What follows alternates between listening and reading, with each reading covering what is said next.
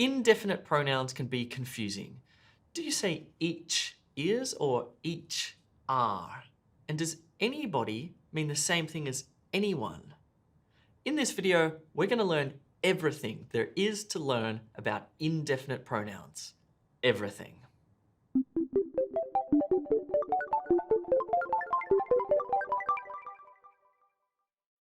Do you know all of the indefinite pronouns in English? There are a lot.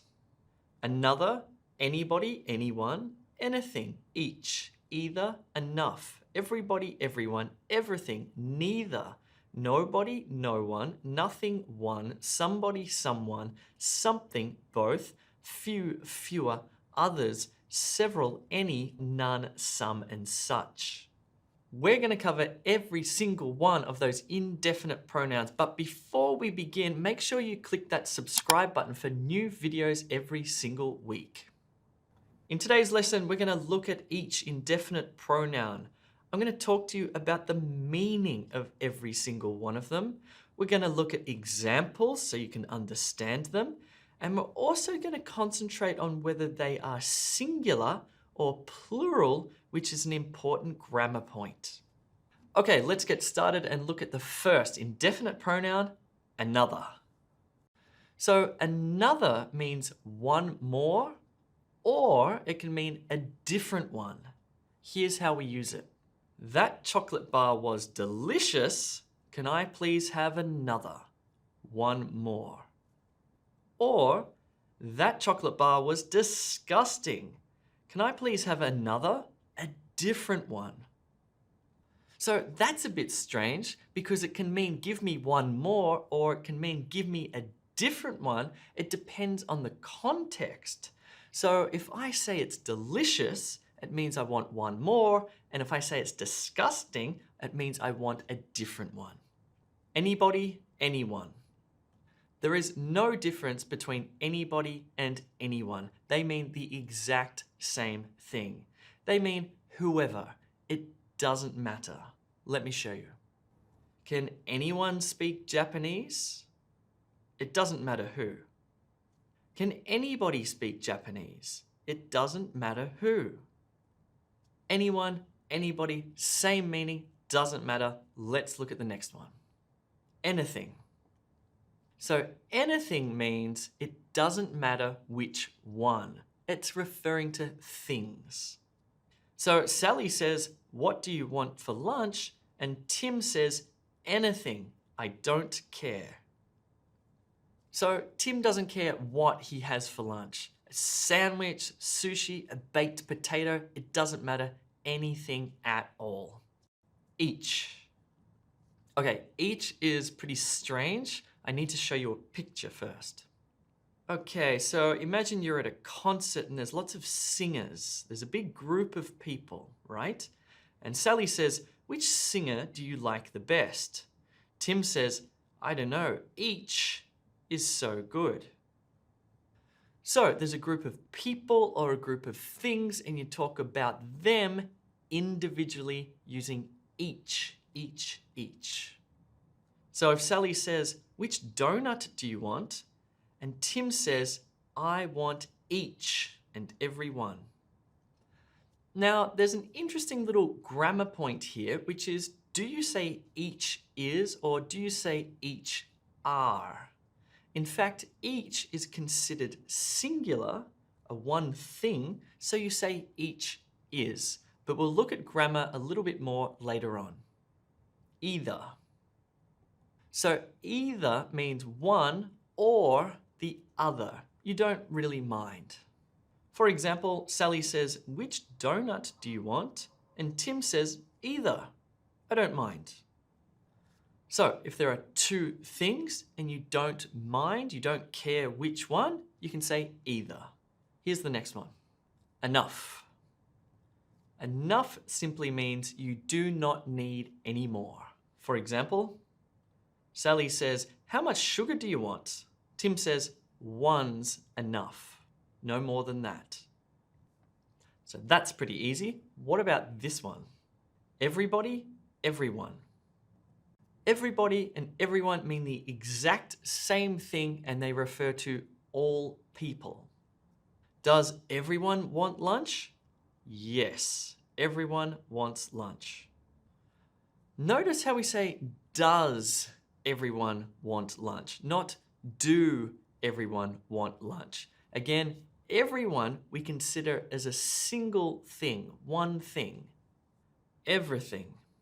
So everything is the same as everybody or everyone, except we're talking about things, all things. So Sally says, I like everything in this shop, all the things. Next up, we have neither. So neither is a bit tricky. It's referring to two things, but you don't want this one and you also don't want this one. You want neither of them. Sally says, which donut do you want? Tim says, neither. I don't like chocolate. So Tim doesn't want this one and he doesn't want this one either. He wants neither of them. Nobody, no one. Notice how nobody is a single word and no one is actually two words. They both mean the exact same thing. They mean no person. Sally says, hi Tim, is anyone at your house today? Tim says, no, no one is home. Nobody is home. There are no people in my home. Nobody, no one. What about nothing? This word's pretty easy because it kind of means what it says, no thing. Sally says, what's for lunch? Tim says, nothing. We don't have any food. Next we have one. Of course you know 1, 2, 3, 4, etc. But sometimes we can use the word one to refer to a person. This is kind of formal language. For example, this person says, one must obey the laws of this country. So it's used in very formal situations, or you can use the word one to refer to a noun that you mentioned earlier. For example, Tim says, one of my donuts is missing. So one here refers to a single donut. So one can have multiple meanings. It's not just 1, 2, 3 as we saw. If you want to learn everything there is to know about English, then make sure you click that subscribe button. Somebody, someone. So earlier we learned about anyone, and anyone means you don't mind. Anyone can do it, right? Now, when we talk about someone or somebody, we don't know which person. Someone ate my donut, or somebody ate my donut. I do not know who. So somebody or someone means you do not know who. Something. So the word something means you do not know which thing. Sally says, something just bit me. She does not know what. Tim says, what was it? So that something could have been a cat or a dog or a spider. Who knows what? So let's recap what we've learned so far. Recap. Grammar. So we've looked at these pronouns so far. Another, anybody, anyone, anything, etc. Now, which verb goes with each of these pronouns? Do you say another is or another are? Do you say anybody has or anybody have? Do you say anything does or anything do? Do you say each likes or each like? Well, with these pronouns, because they are singular, we use is, has, does, likes, eats, takes, etc. Pause the video to take a closer look so you understand this fully. So all of those pronouns that we just saw are singular. From now on, we're going to look at the plural pronouns that will change the verb differently. Make sure you click that subscribe button so you fully understand all of this. Both.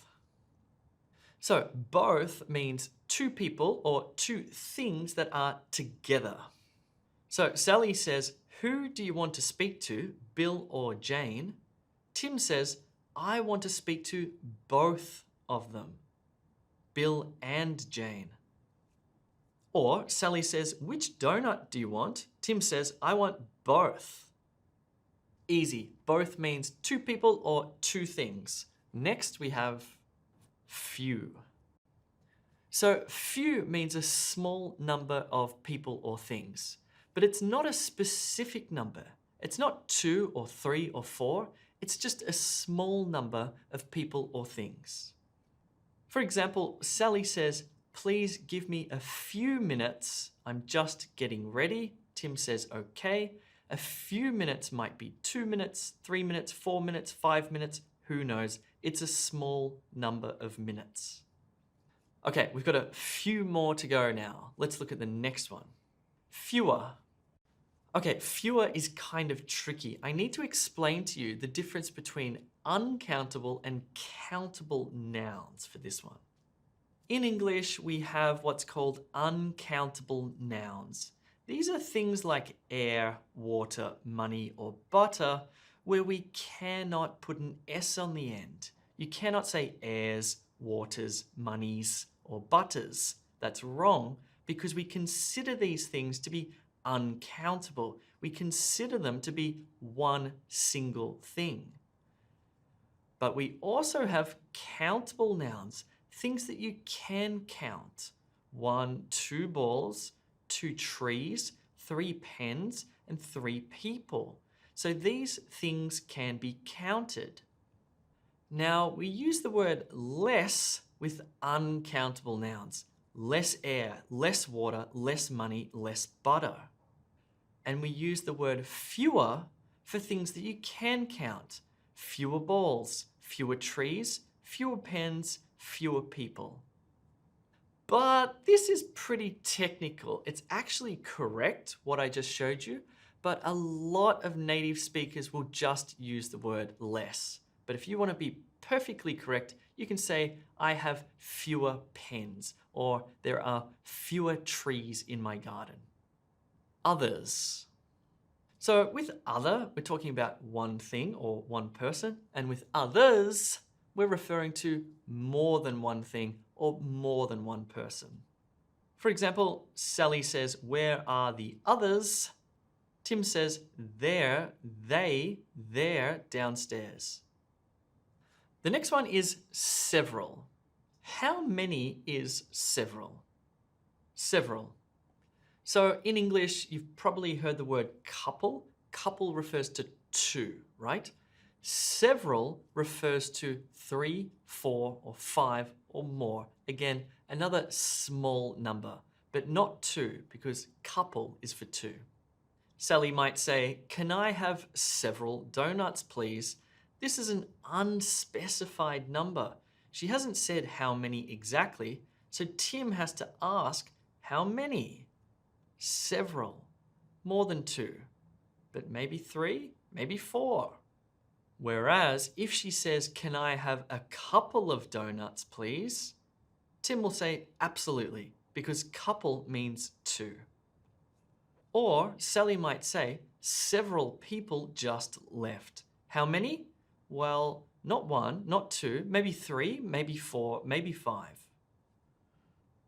So several means the same thing as few that we looked at earlier. So you can say several people or a few people, and it has the exact same meaning.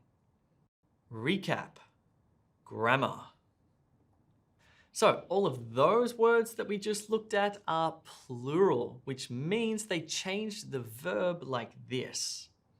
So both few, fewer, others, and several are plural pronouns. So the be verb is are, both are, few are, fewer are, others are, several are. The have verb is have, both have, few have. The do verb is do, both do, few do, fewer do. And all of the other verbs in English do not put an S on the end. So both like, or both eat, or both try, both skateboard. Okay, we have a few more to look at, several in fact. And these ones that we're about to look at can use is or are, do or does, have or has, or like or likes. It doesn't matter which verb you use. Any. Use the word any when you don't mind how much or how many are left. For example, Sally says, "Is there any cake left?" Tim says, "Nope, I ate it." She just wants some cake. She doesn't mind how much. Or Sally might say, "Are there any donuts left?" Tim says, "Nope, I ate them." So any is referring to an unspecified number. Now, did you see how you can use any with a singular noun like cake or with a plural noun like donuts? Any cake, any donuts, it doesn't matter. You can use any for both. None. None means zero. Nothing. Zilch. Nada. There's nothing left. Sally says, "Are there any more donuts?" Tim says, "Nope, there are none left." Or Sally says, "Is there any more cake?" Tim says, "Nope, there is none left." Notice how you can use are or is with none. Both are fine. Again, these pronouns that we're looking at now can use both types of verb. Some. Some refers to a little or a lot. It doesn't say. So Sally says, "Can I have some cake?" She just wants a piece of cake, a big piece, a small piece, it doesn't matter. Tim says, "Of course." Or Sally says, "Can I have some donuts?" Tim says, "Of course, how many?" So, some cake, some donuts. This pronoun works with all of the verbs is, are, do, does, have, or has. And the final pronoun is such. So, such refers to a type of thing already mentioned. For example, I can say I like sport, such as baseball, hockey, or badminton. Sally says, "I love sweet foods such as cakes and donuts." And Tim says, "Me too." Okay, so let's look at how these pronouns we just looked at change that verb. Recap. Grammar. So we just looked at any, none, some, and such. And you can use any of the verbs. So we can say any is or any are. We can say none has or none have. None does or none do, none likes or none like. Cool, thanks so much for watching. Which one of those pronouns did you find the most challenging? Put it into the comments below. Cool, my name is Jay. Keep practicing. I'll see you soon.